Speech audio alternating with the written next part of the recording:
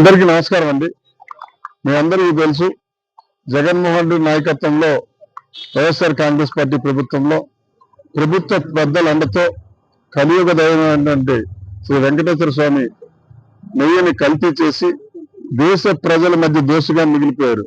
కానీ సాక్షాత్తు దర్యాప్తు సంస్థలు కూడా జగన్మోహన్ దయంలో సుమారు 250 కోట్ల రూపాయలు భక్తులు ఇచ్చే ధనాన్ని దోచుకుతున్నారని చెప్పేసి అభియోగం మోపి సిట్ కూడా తప్పు పెట్టినా అడ్డగోలుగా వైసీపీ మరి దాన్ని అది ప్రభుత్వం మరలా ఈ ప్రభుత్వం మీద ఆరోపణలు చేస్తూ కప్పు పుచ్చుకునే ప్రయత్నం చేస్తుంది.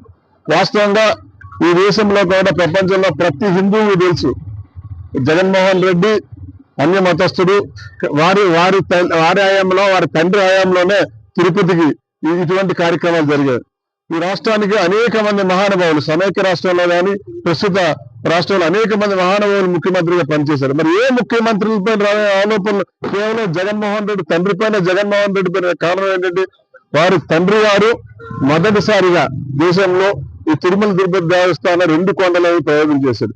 కానీ జగన్మోహన్ రెడ్డి సాక్షాత్ అన్యమతస్థుడైనటువంటి సుబ్బారెడ్డిని, సాక్షాత్ అన్యమతస్థుడు ఆ హేతువాది అయినటువంటి కరుణాకర్ రెడ్డిని మరి తిరుమల తిరుపతి దేవస్థానం చైర్మన్ చేసి యావత్ హిందువుల సుమారు 80 కోట్ల మంది హిందువుల మనోభావాలు దెబ్బతీసి వారి కలియుగ వెంకటేశ్వర స్వామికి తీవ్రమైన అన్యాయం చేశారు.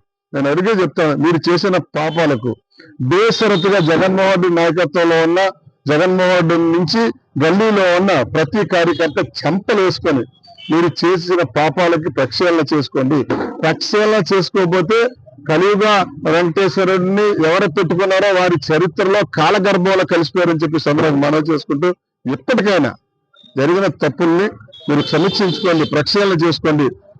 దేశంలో ఉన్న హిందువులందరూ క్షమాపణ చెప్పాలని చెప్పి మీ ద్వారా వారి అందరికి కూడా నేను తెలియజేస్తా ఉన్నా.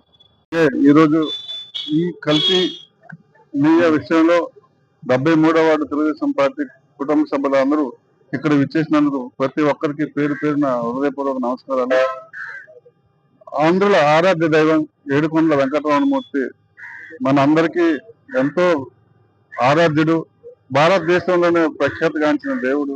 అలాంటి దేవుని యొక్క ప్రసాదాన్ని కల్తీ చేసి ఈరోజు మేము చేయలేదు అని అబద్ధాలు చెప్తున్న ఈ వైసీపీ నాయకులకు బుద్ధి చెప్పాలని ఆ ఏడుకొండల వెంకటరమణమూర్తికి ప్రార్థిస్తున్నాం. ఎందుకంటే మానవులు ఎవరు చెప్పినా ఇది వినట్లేదు. కోర్టులు చెప్పినా, నాయకులు చెప్పినా, ప్రజలు చెప్పినా, ఎవరు చెప్పినా ఇది వినట్లేదు. ఆ భగవంతుడి మీద మేము భారం వేసాం. ఆ భగవంతుడు వీళ్ళకి బుద్ధి చెప్పాలి.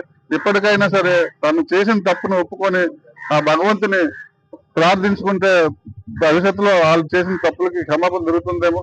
అందుకని మేము వాళ్ళకి ఒకటే విన్నపం చేసుకుంటాను, ఇప్పటికైనా మీ తప్పులు సరిదిద్దుకొని సక్రమంగా నడుచుకోవాలని మేము కోరుకుంటూ, అలాగే ఎంతో లోతు బడ్జెట్ లో ఉన్న ఈ ఆంధ్రప్రదేశాన్ని 2 సంవత్సరాల్లో మళ్ళీ పునర్నిర్మించి ఎంతో గొప్ప సూపర్ 6 బడ్జెట్ ని ప్రవేశపెట్టి సూపర్ బడ్జెట్ ని ప్రవేశపెట్టిన పయ్యావుల కేశవ్ గారికి మేము ప్రత్యేకంగా ధన్యవాదాలు తెలుసుకుంటున్నాం. ఎందుకంటే అన్ని వర్గాలకి సమైక్యంగా, అన్ని కులాలకి, అన్ని మతాలకి అందరికీ సమానంగా అందరికీ